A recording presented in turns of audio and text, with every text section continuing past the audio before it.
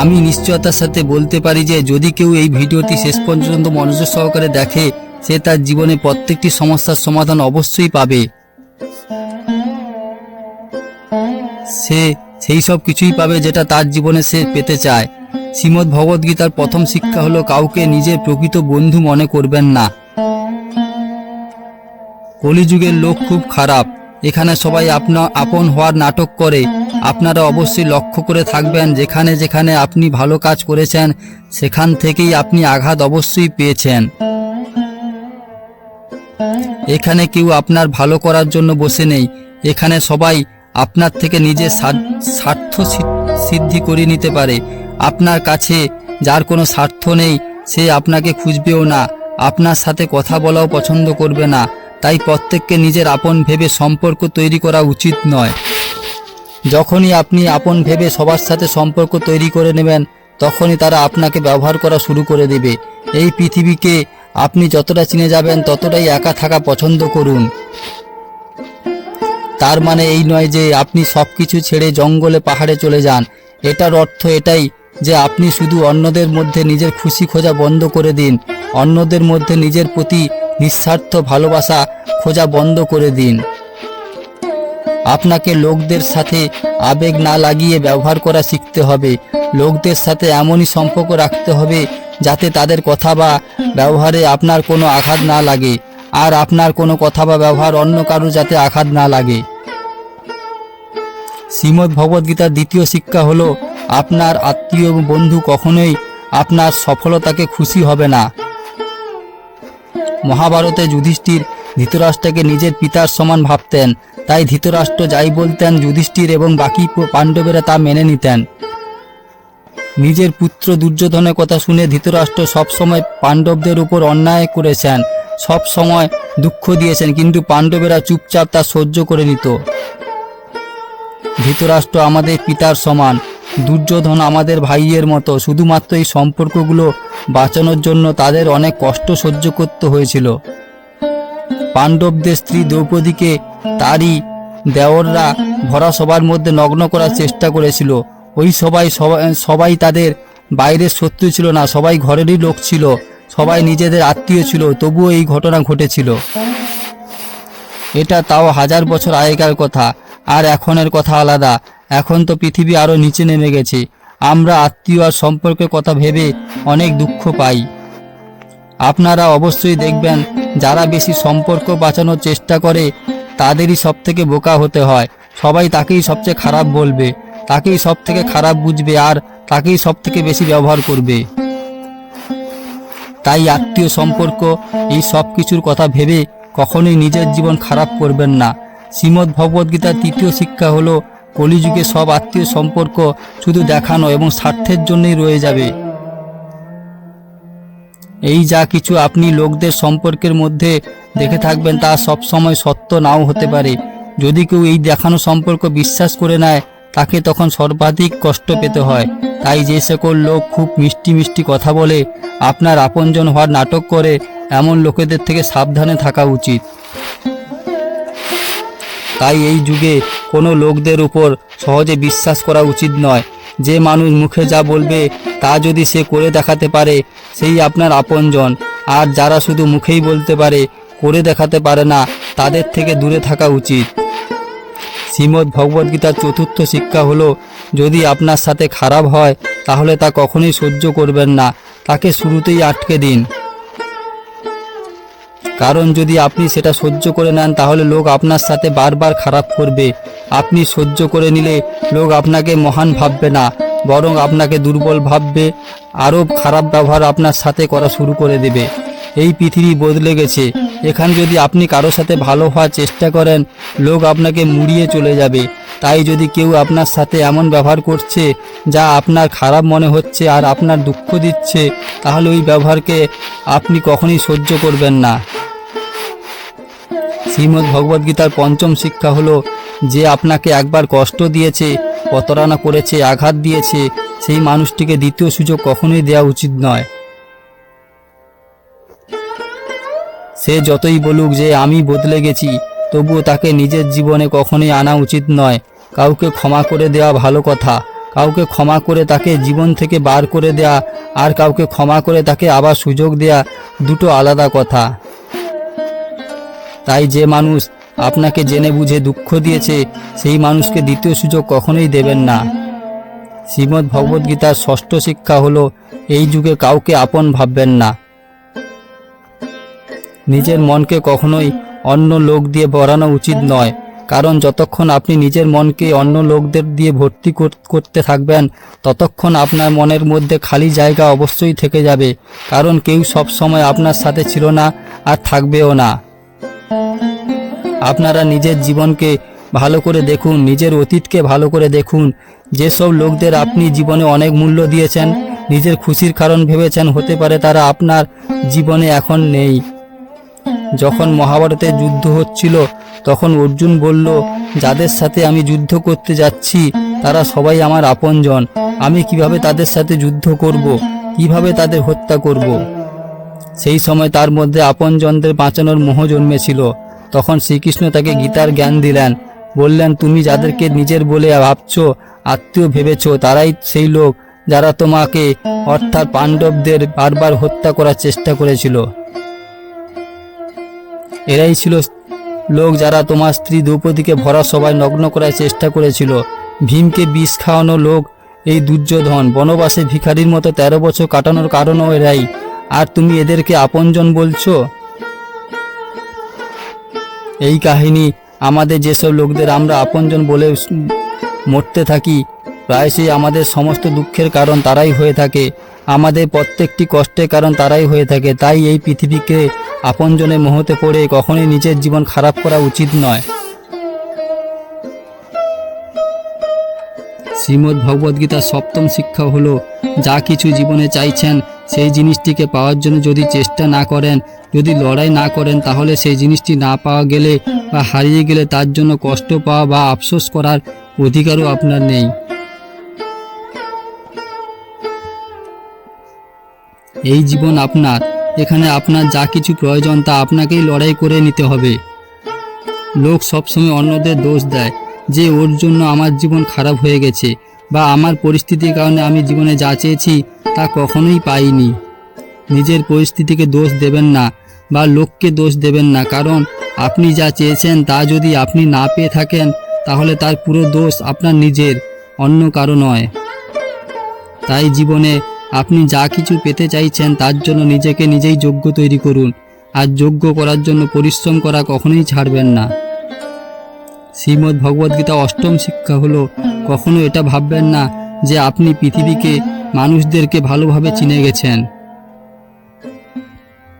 আপনি ততক্ষণ তাদের বুঝতে পারবেন না যতক্ষণ আপনি প্রত্যেক লোকদের সাথে মিশবেন। কিন্তু এই পৃথিবী অনেক বড়, এখানে সবার নিজের চেহারা পর্দার পেছনে লুকিয়ে রাখে। এখানে বাঁচার জন্য সবাই ভালো মানুষই দেখায়। আপনি যত লোকদের সাথে মিশবেন ততই তাদের ভালো হওয়ার পর্দা সরতে থাকবে। তখন আপনি সেই লোকদের আসল চেহারা দেখে অবাক হয়ে যাবেন। ভাববেন, এই মানুষ তো অন্য লোক, এই মানুষ বাইরে থেকে অন্যরকম লাগতো আর ভেতর থেকে অন্যরকম বেরোলো। আপনি ভাববেন আপনি কেমন ভেবেছিলেন আর এই মানুষটি কেমন হলো। হ্যাঁ, শুধু এইটুকুই সময়ে আপনি লোকদের বাইরের স্বভাবটাই দেখতে পারবেন। এখানে লোকরা নিজের স্বার্থ ছাড়া কারো আপন হয় না। এখানে লোকদের সত্যি এটা নয় যে সে যেটা দেখাচ্ছে। এখানে লোক কখনোই কি হয়ে যাবে তা কেউ বলতে পারে না।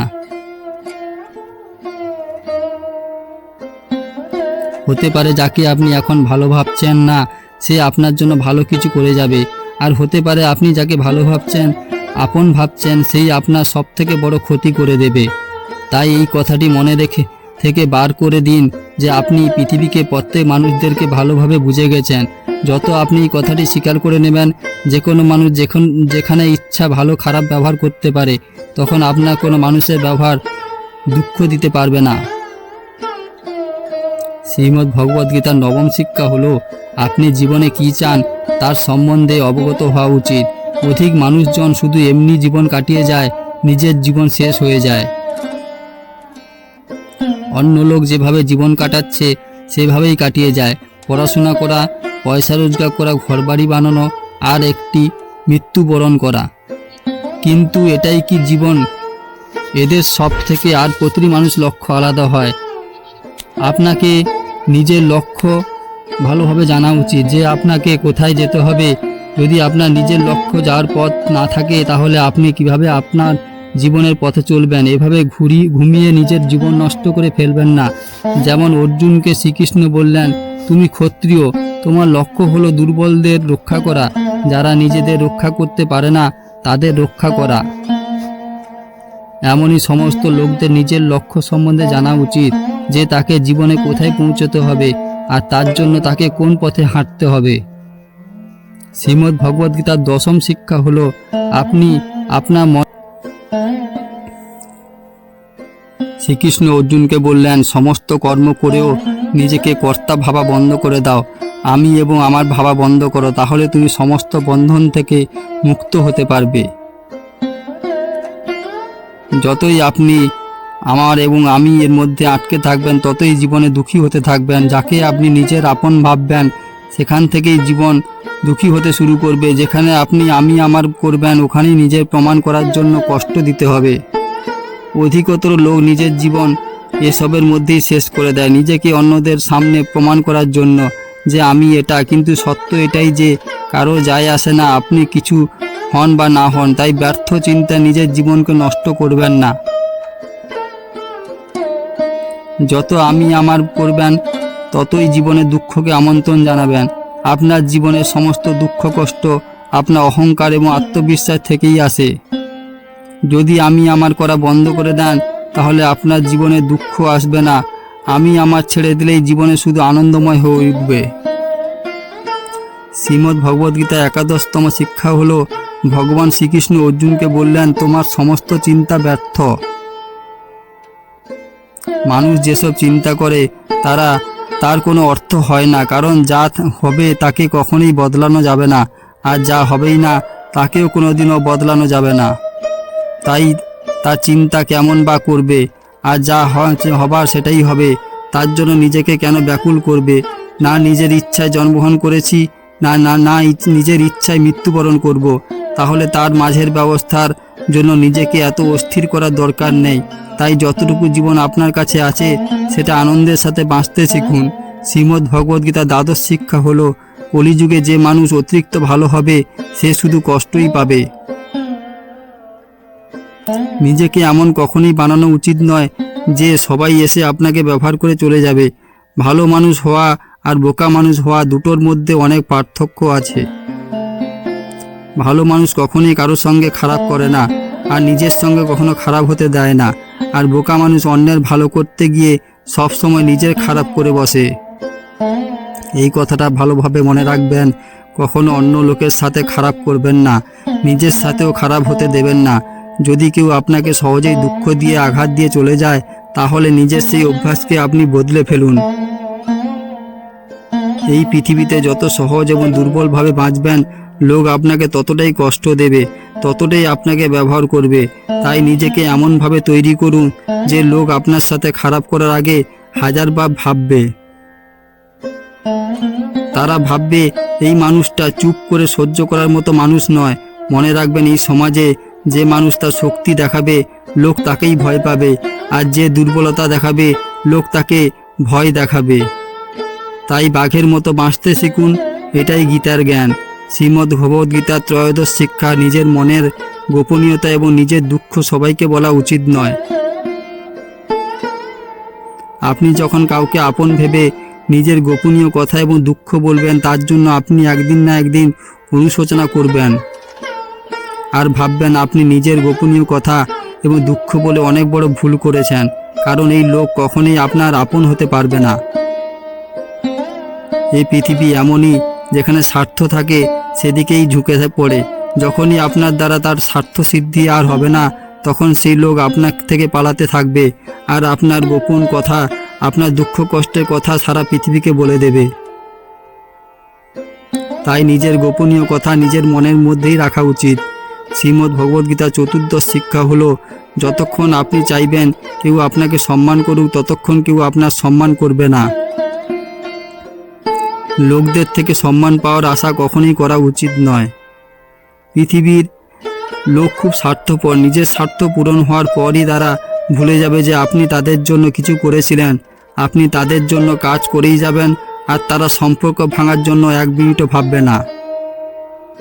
আপনি কি এমন লোকদের থেকে আশা রাখছেন যে তারা আপনার সম্মান করবে?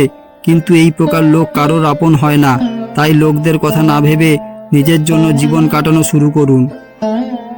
শ্রীমদ্ ভগবদ্গীতা পঞ্চদশ শিক্ষা হলো, যা হয় তা ভালোর জন্যই হয়, যা হচ্ছে তা ভালোর জন্যই হচ্ছে, আর যা হবে তা ভালোর জন্যই হবে। এই কথাটি শোনা যতটা সহজ, বোঝা ততটাই কঠিন। কারণ যখনই আপনার সাথে কিছু অন্যায় হয় বা আপনার জীবনে কোনো দুঃখ এসে পড়ে, তখন পুরো পৃথিবী ভুল মনে হয়, এই জীবনই ভুল মনে হয়, প্রতিটি মানুষ স্বার্থপর বলে মনে হয়। এমন মনে হয় যে আমাদের জীবনে সব সময় খারাপই হয়। তাহলে এই কথাটা কিভাবে মানব যে যা হয় তা ভালোর জন্য হয়? কিন্তু সত্যি এটা যে দুঃখ যখন আমাদের জীবনে আসে, তা আমাদের যোগ্য এবং মজবুত করে তোলে। আর তখন কেউ আমাদের আঘাত দেয়, তখন ওই আঘাতের থেকে আমাদের চোখ খুলে যায়। তখন বুঝতে পারি যে আমরা কার জন্য এত কিছু করছি, যার কাছে আমার কোনো মূল্যই নেই। আমরা এমন লোকেদের জন্য নিজের জীবন শেষ করে দেই যাদের কাছে আমাদের কোনো মূল্যই নেই। যেমন একটি ছোট শিশুকে তার মা তিতো ওষুধ খাওয়ানো, তিতো ওষুধ সেই শিশুটি পছন্দ হয় না, কিন্তু সেই তিতো ওষুধটি তার রোগটিকে নিরাময় করতে সাহায্য করে। বাস্তবিক পক্ষে প্রতিটি মানুষ এটাই সত্য ভেবে জীবন কাটায়। যতটা তারা বোঝে বা যতটা তাকে দেখানো হয় তা শোনানো হয়। কিন্তু আপনি ততক্ষণ সম্ভব কারো সত্যটা জানতে পারবেন না যতক্ষণ না আপনার জীবনে দুঃখ আসবে। যতক্ষণ লোক আপনার থেকে সুবিধা পাচ্ছে ততক্ষণ সবাই আপনাকে সম্মান করবে, কিন্তু যবে থেকে সুবিধা পাওয়া বন্ধ হয়ে যাবে তখন আপনার আসল চেহারা বাইরে বেরিয়ে আসবে, যার ফলে আপনি গভীরভাবে আঘাত পাবেন। বাস্তবিক পক্ষে প্রতিটি মানুষ মুখোশ পরে ঘোরে। আপনি ততক্ষণ কোনো মানুষের সত্যতা জানতে পারবেন না যতক্ষণ না সে আপনার সাথে কোনো খারাপ ব্যবহার করছে।